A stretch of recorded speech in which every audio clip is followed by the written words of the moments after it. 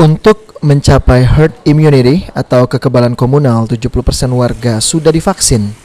Di Palembang, capaian vaksin 73% dari 1,6 juta penduduk dipastikan sudah mencapai herd immunity. Pemerintah Kota Palembang optimis akhir tahun capaian vaksinasi 100% karena tingkat kesadaran masyarakat untuk mendapatkan vaksinasi untuk mencegah paparan COVID-19 semakin meningkat setiap harinya. Selain itu, bagi masyarakat yang belum mendapatkan vaksinasi diminta untuk segera mendatangi pelayanan kesehatan seperti rumah sakit, puskesmas, hingga klinik karena Pemkot Palembang mulai menerapkan aplikasi Peduli Lindungi di setiap pelayanan umum dan perkantoran sebagai bukti masyarakat sudah divaksinasi COVID-19. Bang, pelaksanaan vaksin sudah sampai dengan 70% lebih ya. Hampir di setiap kecamatan pelaksanaannya sudah berjalan dengan baik, bahkan sudah dibantu oleh beberapa pihak TNI Polri dan kawan-kawan lembaga yang lain termasuk UJI.